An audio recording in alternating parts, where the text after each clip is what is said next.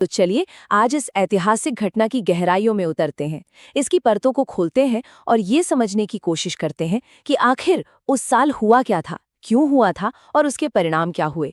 अगर आप हमारे चैनल से जुड़े हैं तो आगे आपको बहुत कुछ नया और कॉन्सेप्ट बेस्ड सीखने को मिलेगा। तो देखिए, जब भी 1857 की बात होती है, सबसे पहला और सबसे बड़ा सवाल यही उठता है कि इस घटना को आखिर कहा क्या जाए। क्या ये सिर्फ एक सिपाही विद्रोह था, जैसा कि ज्यादातर ब्रिटिश इतिहासकारों ने अपनी किताबों में लिखा? वो इसे सिपॉय म्यूटिनी कह के इसके असर को कम करने की कोशिश करते थे, ये दिखाने के लिए कि ये तो बस कुछ भटके हुए सिपाहियों का गुस्सा था।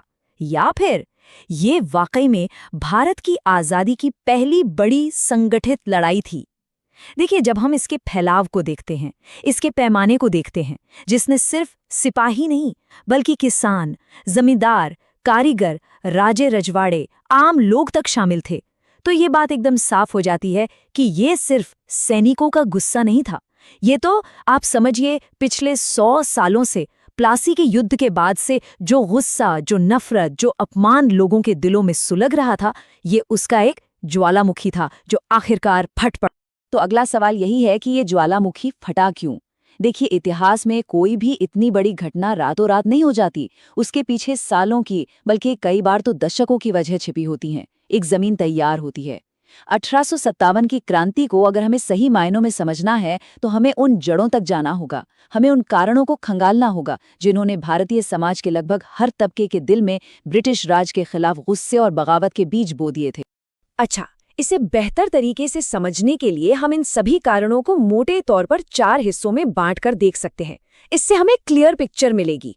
सबसे पहले आते हैं राजनीतिक कारण, यानी पॉलिटिकल रीजंस। अंग्रेजों की वो नीतियां जो राजाओं और नवाबों से उनकी सत्ता, उनका मान सम्मान छीन रही थी। दूसरे, आर्थिक कारण, इकोनॉमिक एक्सप्लॉयटेशन, जिसने किसानों, कारीगरों, मजदूरों की कमर तोड़कर रख दी थी। तीसरे, सामाजिक और धार्मिक मामलों में दखलंदाजी, जिससे आम लोगों को ये लगने लगा कि अंग्रेज सिर्फ हमारी जमीन पर ही नहीं बल्कि हमारे धर्म और हमारी संस्कृति पर भी कब्जा करना चाहते हैं। और चौथा और सबसे अहम, वो तात्कालिक कारण, वो इमीडिएट स्पार्क, वो आखिरी चिंगारी जिसने इस पूरे बारूद के ढेर में आग लगा दी। अगर हम राजनीतिक कारणों की बात करें तो उनमें सबसे कुख्यात, सबसे बदनाम नीति थी लॉर्ड डलहौजी की हड़प नीति, जिसे अंग्रेजी में डॉक्ट्रिन ऑफ लैप्स कहा जाता है। इस नीति का मतलब बहुत सीधा और साफ था। अगर किसी रियासत के राजा की मृत्यु बिना अपनी संतान, मतलब बिना किसी पुरुष वारिस के हो जाती है, तो उसका राज्य सीधे सीधे ब्रिटिश साम्राज्य में मिला लिया जाएगा। गोद लिए हुए बेटे को उत्तराधिकारी नहीं माना जाएगा। अब आप सोचिए, ये भारतीय परंपराओं पर कितना बड़ा हमला था, जहां गोद लेने की प्रथा सदियों से चली आ रही थी। इसी नीति का इस्तेमाल करके अंग्रेजों ने एक के बाद एक कई रियासतों जैसे सतारा, नागपुर और हाँ, सबसे मशहूर झांसी को हड़प लिया। रानी लक्ष्मीबाई के विद्रोह के पीछे का सबसे बड़ा कारण यही अपमान, यही अन्याय था। और फिर आई वो चिंगारी जिसने सब कुछ बदल कर रख दिया, वो तात्कालिक कारण। हुआ ये कि ब्रिटिश सेना में एक नई राइफल लाई गई, एनफील्ड राइफल। अब इस राइफल की खासियत ये थी कि इसके कारतूसों को बंदूक में भरने से पहले दांत से खींचकर खोलना पड़ता था। और तभी एक अफवाह या शायद सच्चाई, ये कहना मुश्किल है, लेकिन एक खबर जंगल की आग की तरह छावनियों में फैल गई। खबर ये थी कि इन कारतूसों पर जो ग्रीस लगी है वो गाय और सुअर की चर्बी से बनी है। अब देखिए, गाय हिंदुओं के लिए परम पवित्र है और सुअर मुसलमानों के लिए हराम। तो हिंदू और मुसलमान दोनों ही सिपाहियों को ये लगा कि अंग्रेज ये जानबूझकर कर रहे हैं ताकि उनका धर्म भ्रष्ट हो जाए। बस यही वो पल था जब उनके सब्र का बांध पूरी तरह से टूट गया।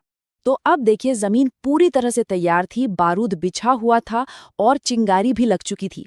अब बस एक बड़े धमाके का होना बाकी था। तो चलिए अब हम घटनाक्रम पर आते हैं और देखते हैं कि कैसे एक अकेले सिपाही के विरोध ने देखते ही देखते एक राष्ट्रव्यापी आंदोलन का रूप ले लिया। ये आग कहाँ से शुरू हुई और देखते ही देखते कहाँ तक फैल गई। इस महान विद्रोह का पहला चेहरा बने मंगल पांडे। तारीख थी 29 मार्च 1857, जगह थी बैरकपुर छावनी। मंगल पांडे ने उन चर्बी वाले कारतूसों का इस्तेमाल करने से साफ इनकार कर दिया और गुस्से में अपने अफसर पर हमला बोल दिया। खैर, उन्हें पकड़कर फांसी दे दी गई, लेकिन उनकी शहादत बेकार नहीं गई। उसने आग में घी का काम किया। असली धमाका हुआ ठीक 1 महीने से कुछ ज्यादा वक्त बाद, 10 मई 1857 को मेरठ में। वहां सिपाहियों ने खुली बगावत कर दी, अपने अफसरों को मारा, जेलें तोड़ दी, अपने साथियों को आज़ाद कराया और दिल्ली चलो का नारा लगाते हुए दिल्ली की तरफ कूच कर दिया। और आप रफ्तार देखिए, अगले ही दिन 11 मई को ये विद्रोही सैनिक दिल्ली पहुंच गए। उन्होंने दिल्ली पर कब्जा किया और लाल किले में रह रहे बूढ़े मुगल बादशाह बहादुर शाह जफर को हिंदुस्तान का सम्राट घोषित कर दिया। ये सिर्फ कब्जा नहीं था, ये एक ऐलान था, एक प्रतीक था कि हम ब्रिटिश हुकूमत को नहीं मानते। दिल्ली पर कब्जा होते ही ये विद्रोह की लहर आग की तरह पूरे उत्तर और मध्य भारत में फैल गई। कानपुर, लखनऊ, झांसी, बरेली, बिहार, हर जगह लोग उठ खड़े हुए। लेकिन एक बात यहाँ बहुत दिलचस्प और गौर करने वाली है। इस विद्रोह का कोई एक सेंट्रल लीडर नहीं था, कोई एक कमांड सेंटर नहीं था जो सब कुछ कंट्रोल कर रहा हो। ये अलग अलग जगहों पर स्थानीय नायकों और नायिकाओं के नेतृत्व में लड़ा जा रहा था। हर इलाके का अपना एक हीरो था जो लोगों को प्रेरणा दे रहा था और लड़ाई का नेतृत्व कर रहा था। जरा इस स्लाइड पर एक नजर डालिए। दिल्ली में कहने को तो सम्राट बहादुर शाह जफर थे, पर असली सैन्य कमांड जनरल बख्त खान के हाथों में थी। कानपुर में पेशवा बाजीराव द्वितीय के दत्तक पुत्र नाना साहब और उनके सबसे भरोसेमंद और जांबाज सेनापति तात्या टोपे ने मोर्चा संभाला हुआ था। लखनऊ में अवध की बेगम हजरत महल ने अंग्रेजों को नाको चिने चबवा दिए। और झांसी की रानी लक्ष्मीबाई की वीरता की कहानी तो आज भी हमारे दिलों में जिंदा है। उनकी बहादुरी तो एक मिसाल बन गई। यहाँ तक कि बिहार के जगदीशपुर में 80 साल के वीर कुंवर सिंह ने इस उम्र में भी ऐसी बहादुरी दिखाई जो बड़े बड़े नौजवानों के लिए भी एक प्रेरणा है। इतना जोश, इतनी हिम्मत, अलग अलग जगहों पर इतनी कुर्बानियां, इन सब के बावजूद ये महान क्रांति अपने अंतिम मकसद में कामयाब क्यों नहीं हो पाई? अंग्रेज आखिर इससे दबाने में सफल कैसे हो गए? ये एक बहुत ही जरूरी सवाल है। देखिए, किसी भी संघर्ष का विश्लेषण करते हुए उसकी कमजोरियों को समझना भी उतना ही जरूरी होता है जितने उसकी ताकत को समझना, ताकि इतिहास से सही सबक लिया जा सके। इसकी कई बड़ी वजह थी जिन्हें हम एक एक करके समझ सकते हैं। पहली, ये विद्रोह पूरे भारत में नहीं फैल पाया। इसका मुख्य असर उत्तर और मध्य भारत तक ही सीमित रहा। दक्षिण और पूर्वी भारत काफी हद तक शांत रहा। दूसरा, जैसा हमने पहले बात की, कोई एक सेंट्रल प्लानिंग या एक सर्वमान्य लीडरशिप नहीं थी। रानी लक्ष्मीबाई झांसी में लड़ रही थी, नाना साहब कानपुर में, पर इनके बीच कोई तालमेल, कोई कोऑर्डिनेटेड स्ट्रैटेजी नहीं थी। सब अपनी अपनी लड़ाई लड़ रहे थे। तीसरी बड़ी वजह थी संसाधनों की कमी। हमारे सिपाहियों के पास हिम्मत तो थी, पर हथियार थे पुरानी बंदूकें और तलवारें। वहीं अंग्रेजों के पास आधुनिक तोपें और राइफलें थीं। और शायद सबसे दुखद कारण था कुछ अपनों की ही गद्दारी। कई बड़ी रियासतों ने, जैसे ग्वालियर के सिंधिया, इंदौर के होलकर और हैदराबाद के निजाम ने, अपनी सत्ता बचाने के लिए विद्रोहियों का साथ देने की बजाय अंग्रेजों का साथ दिया। ये स्लाइड इस फर्क को बिल्कुल साफ साफ दिखाती है। ये एक तरह से दो सेनाओं की कहानी है। एक तरफ थे हमारे विद्रोही जो पारंपरिक हथियारों से लैस थे, उनके बीच संपर्क का कोई तेज साधन नहीं था, एक दूसरे तक खबर पहुंचाने में ही कई कई दिन लग जाते थे। और दूसरी तरफ थी ब्रिटिश सेना, जिसके पास न सिर्फ आधुनिक हथियार थे, बल्कि उनके पास उस समय की सबसे एडवांस टेक्नोलॉजी थी, रेलवे और टेलीग्राफ। वो अपनी सेना और सूचनाएं बहुत तेजी से एक जगह से दूसरी जगह भेज सकते थे। उनका नेतृत्व संगठित था, उनकी प्लानिंग बेहतर थी। इस असंतुलन ने, इस गैप ने जीत को बहुत ही मुश्किल बना दिया था। तो क्या इसका मतलब ये हुआ कि ये क्रांति पूरी तरह से नाकाम रही? क्या सारी कुर्बानियां व्यर्थ चली गईं? नहीं, बिल्कुल नहीं। इतिहास की कुछ हारें आने वाली बड़ी जीतों की नींव रखती हैं। 1857 की क्रांति भले ही अंग्रेजों को भारत से निकालने के अपने फौरी लक्ष्य में सफल नहीं हुई, लेकिन इसके जो दूरगामी परिणाम हुए वो इतने गहरे थे कि उन्होंने भारत का भविष्य हमेशा हमेशा के लिए बदल दिया। चलिए अब इसके असली महत्व को समझते।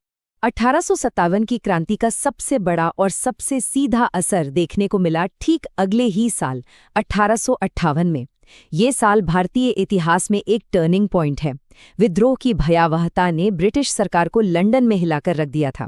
उन्हें यह एहसास हो गया था कि भारत पर अब एक व्यापारी कंपनी के भरोसे शासन नहीं किया जा सकता।